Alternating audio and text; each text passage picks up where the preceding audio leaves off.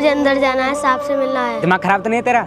उनसे मिलने की परमिशन ली तूने? नहीं तो अंकल। तो तू फिर उनसे नहीं मिल सकता, क्योंकि उनसे मिलने के लिए पहले परमिशन लेनी पड़ती है, फिर साहब उससे मिलने का टाइम देते हैं जब कोई उनसे मिल सकता है। नहीं साहब, मैं उनके रिलेशन में हूँ, वो मेरे अपने हैं। यहाँ जो भी लोग आते हैं सब यही बोलते हैं। शक्ल देखे तूने अपनी? ऐसा लग रहा है जैसे स्टेशन में भीख मांगता हो। नहीं साहब, मेरा उनसे मिलना बहुत जरूरी है। इस शहर का सबसे बड़ा आदमी भी उनकी बिना परमिशन के नहीं मिल सकता। तू तो फिर भी एक चलते फिरता भिखारी है। अंकल प्लीज एक बार मिलवा दीजिए। जब से साहब इस शहर के सबसे बड़े बिजनेसमैन आदमी बने हैं, कोई भी आदमी रिश्तेदारी निकाल कर उनसे मिलने के लिए आ जाता है। चल निकल यहाँ से।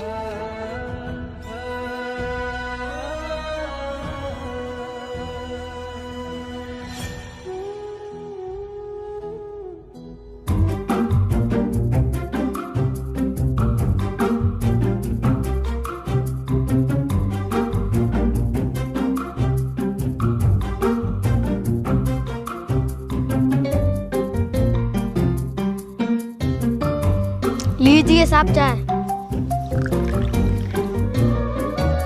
अरे छोटू, आज बहुत जल्दी चाय ले आया। अबे तू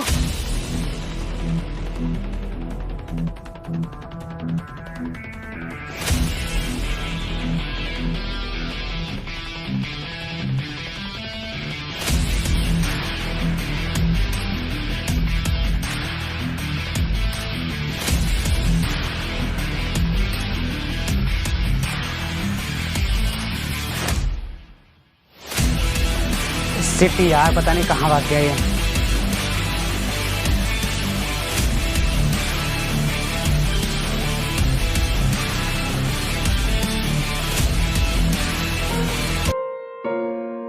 तू कौन है और तुझे अंदर किसने आने दिया? साहब मुझे आपसे बहुत जरूरी बात करनी है। मैं तुझे नहीं जानता और ना ही तूने मुझसे मिलने की परमिशन ली है। साहब मैं काजल का बेटा हूँ। कौन काजल? साहब वही काजल जो आप 10 साल पहले मिले थे। अच्छा, तो तुम काजल के बेटे हो?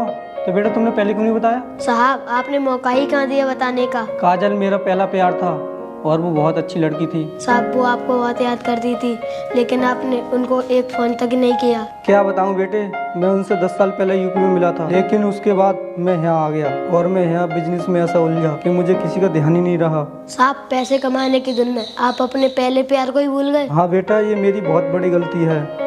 अच्छा ये बताओ, मम्मी कैसी है? साहब आपने बहुत देर कर दी, अब वो इस दुनिया में नहीं है। आपके आने का इंतजार करते करते उन्होंने एक दिन अपना दम तोड़ दिया। ओह माय गॉड, ये क्या कह रहे हो तुम? साहब उनके जाने के बाद मैं अकेला हो गया हूँ। ये कौन है? ये मेरी इकलौती बहन है और इसका नाम भी काजल है। भैया ये लड़का कौन है? ये मेरे किसी चाहने वाले का लड़का है। भैया आपके चाहने वालों की दुनिया में कमी नहीं है। अच्छा बेटा, तुम्हारे पापा कैसे हैं? वो बिल्कुल आपके जैसे हैं। क्या बात कर रहे हो? कहाँ रहते हैं वो? मुझे उनका पूरा एड्रेस दो। साहब आपकी मेरे पापा हो। ये क्या बकवास कर रहा है तू? बहुत अच्छे, अमीर होने की क्या चाल चली है तूने? आदमी का ज्यादा अमीर होना भी ठीक नहीं होता। पता नहीं कैसे कैसे गरीब भिखारी दौलत हड़पने के लिए क्या क्या रिश्तेदारी निकालते फिरते हैं और नए नए ड्रामे करते रहते हैं। मैं ड्रामा नहीं कर रहा हूँ साहब। मेरी माँ ने मरने से पहले मुझे ये सच्चाई बताई थी। आप चाहो तो मेरा DNA टेस्ट करा सकते हो। देख, हमें कोई DNA टेस्ट कराने की जरूरत नहीं है। भैया इसकी निगाह आपकी दौलत पर है। ये फकीर से अमीर बनना चाहता है। साहब मरता हुआ आदमी कभी झूठ नहीं बोलता। पता नहीं तेरी माँ के जैसे इस शहर में मेरे कितने प्यार हैं, कितने अफेयर हैं, तो इसका मतलब ये नहीं कि मैं उन सब बच्चों को लाकर अपनी शानदार हवेली का मालिक बना दूं। साहब मुझे आपकी दौलत नहीं चाहिए, अपनी फैक्ट्री में नौकरी दे दीजिए। वाह क्या बात है, तू तो उंगली पकड़ पोचे पे करना चाहता है। हम तुझे नौकरी पे रख लें ताकि तू धीरे धीरे हमारी फैक्ट्री पे कब्जा कर ले। नहीं मैम साहब ऐसा कुछ नहीं है। चल निकल यहाँ से बाहर। भैया ये ऐसे नहीं मानेगा। चल निकल बाहर। नहीं छोड़ो मैम साहब, मुझे बहुत दर्द हो रहा है। अब बहुत दर्द हो रहा है। कैसी ड्यूटी कर रहे हो तुम? कैसे कैसे गरीब फटीचर अंदर आ जाते हैं और तुम्हें पता भी नहीं होता। मैम साहब ये मुझे चकमा देकर अंदर घुस गया था। अगर ये इस बार अंदर आए तो सीधा पुलिस को इन्फॉर्म करना। जी मैम साहब।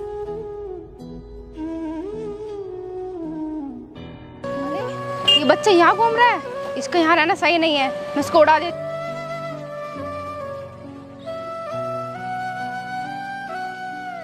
क्या कर रही हूँ मैम साहब, मुझे मारोगी क्या? हाँ तो यहाँ क्या कर रहा है? तू हमारी जिंदगी से दूर क्यों नहीं चला जाता? मैम साहब तुमसे और तुम्हारे भाई से कुछ नहीं चाहिए, मुझे कम से कम जीने तो दो। तेरे जिंदा रहना हमारे लिए सही नहीं है। मैम साहब तुम अपनी दौलत पर घमंड है ना, मुझे तुम्हारी दौलत में कोई इंटरेस्ट नहीं है। मैम साहब मैं खुद अपनी मेहनत से पैसे कमाऊंगा और तुम्हारे इस घमंड को तोड़ूंगा। ओ फटीचर तू कितनी भी मेहनत कर ले, तू हमारी दौलत के बराबर 2% भी नहीं कमा सकता। मैम साहब, अगर एक गरीब ठान ले तो वो कुछ भी कर सकता है। हाँ, लेकिन तू कुछ भी नहीं कर सकता। अगर जिंदा रहना चाहता है ना तो इस शहर से दूर चला जा। मैम, मैं इस शहर में रहकर दौलत कमाऊंगा। मैं तुमसे ज्यादा अमीर बनकर दिखाऊंगा। तुझे एक बार की समझ में नहीं आता? चला जा यहाँ से, तेरी जान बच जाएगी। मुझे अपनी जान का कोई परवाह नहीं है, मुझे तो आपका घमंड तोड़ना है। वो गरीब कंगाल भिखारी, जितने तू बुरी जिंदगी कमाएगा ना उससे महंगा तो हम जूते पहनते हैं। थोड़ा इंतजार करो मैम साहब, अब तो मैं तुम्हारे भाई से अपना हक भी लेकर रहूंगा और उनको उनकी गलती का एहसास कराऊंगा। मेरे भाई ने शादी नहीं की तो इसका मतलब ये नहीं कोई भी गरीब कंगाल आके मेरे भाई की दौलत पर राज करेगा। मेरे भैया सारी दौलत मुझे देंगे। अगर तूने उस दौलत पर आंख उठाकर भी देखा ना तो मैं तेरी आंखें नोच लूंगी। मैम साहब, तुम्हारा भाई ये सोचता है कि वो किसी गरीब के अरमानों के साथ खिलवाड़ करके बच सकता है, तो वो गलत है। क्या कर सकता है तू? बोल, क्या कर सकता है? तुझे पता नहीं मेरे भाई की पहुंच कहाँ तक है? वो क्या कर सकता है?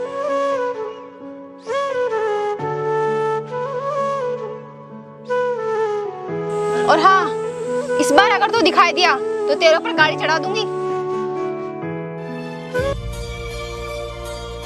क्या हुआ छोटी, आज तेरा इतना मूड खराब क्यों है? भैया, मैं इस गरीब का क्या करूं?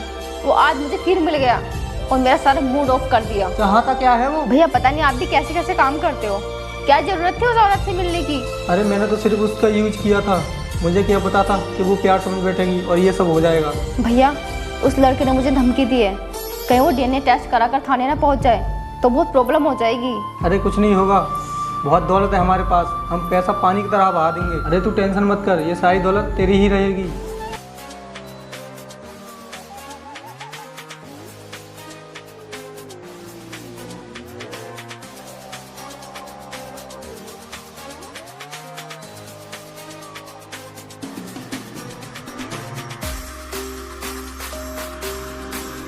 ओए, तू इस तरह कागज उठाने से अमीर बनेगा क्या? हमसे टकराने चला था। साहब, कागज उठाने कोई गंदी बात नहीं होती। पता नहीं कौन से कागज के टुकड़े मेरी किस्मत बदल दे। अगर तेरी यही सोच रही ना तो सड़क पर कागज उठाते उठाते ही मर जाएगा।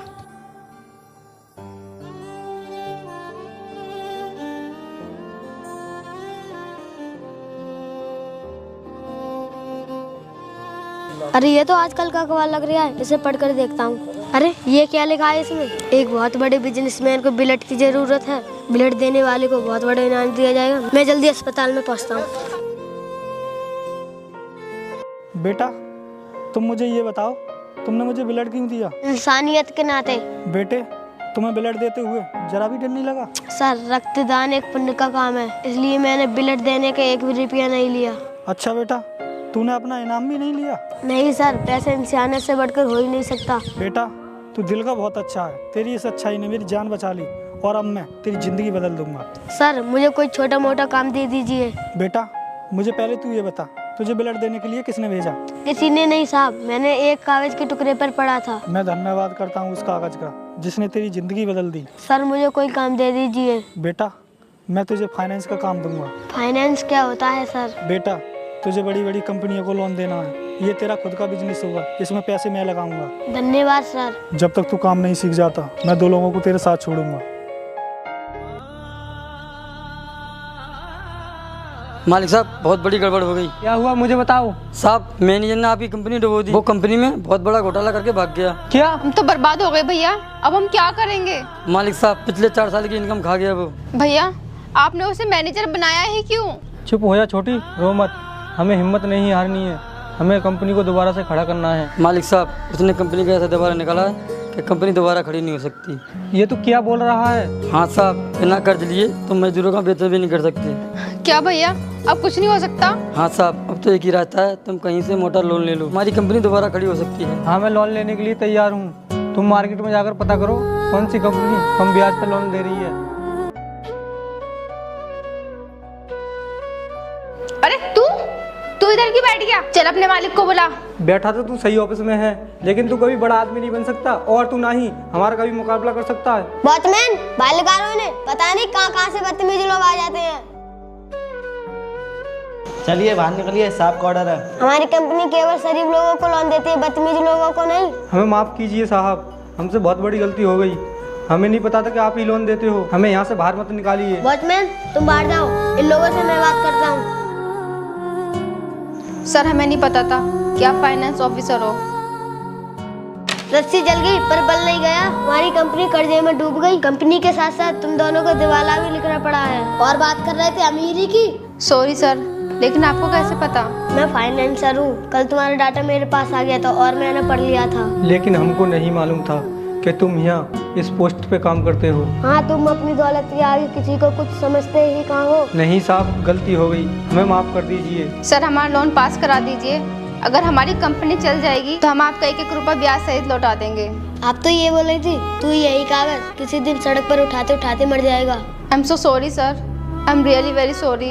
लेकिन मजे की बात है ये है, उस दिन मेरे मुंह से अचानक निकल गया था कि पता नहीं कौन सा कागज मेरी किस्मत बदल दे। लेकिन वही हुआ, मुझे एक कागज मिला और उसने मेरी सचमुच किस्मत बदल दी। सर समय का कुछ पता नहीं, पलक झपकते ही कुछ भी हो सकता है। सर हमें माफ कर दीजिए, हमने आपके साथ बहुत बुरा बर्ताव किया। लेकिन आपने तो बोला था मेरी नीयत आपकी दौलत पर है। मैं दौलत के लिए यहाँ आया हूँ। सॉरी सर, वो हमारी गलती थी। लेकिन सच्चाई ये है कि जिस अमीर का तुम्हें घमंड है ना, तुम्हारे जैसे अमीर लोग मेरे यहाँ रोज कर्जे लेने आते हैं, साथ में सलाम ठोक के जाते हैं। जी सर, अब हमें अपनी औकात मालूम हो गई। अब कृपया करके हमें लोन दे दीजिए। और उस दिन क्या बोला था तूने कि मैं 2% दौलत भी नहीं कमा सकता? आज तू मेरी दौलत की परसेंट खुद बता, क्योंकि तू आज हाथ फैलाकर मेरे सामने भीख मांग रही है। आती है हमें बढ़िया करके धो रहा है और फुल तैयारी के साथ बैठा है, एक एक शब्द का बदला ले रहा है। पता नहीं लोन मिलेगा भी या नहीं। सर आप हमें और जलील मत कीजिए, हमें अपनी गलती का एहसास हो गया है। कृपया करके हमें लोन दे दीजिए। लाइए अपने कागज दिखाइए।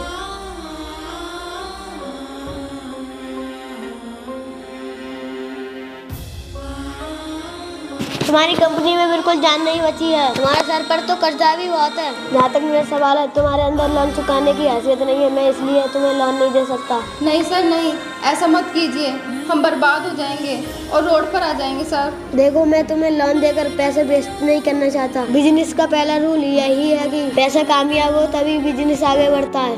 लेकिन सर हमारा क्या होगा? हमारे बारे में भी कुछ सोचिए। ये लो अपने कागज। वॉचमैन, बाहर निकालो इनको। अब तुम लोग गरीबी की जिंदगी जियो। जब तुम्हें पता चलेगा गरीबी क्या होती है, जब कोई अमीर आदमी तुम्हारी बहन के साथ वही करेगा जो तुमने मेरी माँ के साथ किया था, तब तुम्हें अपनी गलती का एहसास होगा। बेटा मुझे माफ कर दे, मैं तुझे अपनाने के लिए तैयार हूँ, तू मेरे साथ चल। हाँ बेटा, भैया सही बोल रहे हैं। अब तुम मुझे नहीं बल्कि मेरी दौलत को अपनाना चाहते हो। पहले तुम्हें अपनी दौलत के आगे कोई नजर नहीं आता था, लेकिन अब अपने आप को मुसीबत में देखकर अपना बेटा याद आ गया तुम्हें। बेटा मुझे माफ कर दे, मुझे अपनी गलती का एहसास हो गया है। मैंने तेरे साथ और तेरी माँ के साथ बहुत अन्याय किया है। वॉचमैन, बाहर निकालो इन्हें। चलो बाहर निकलो।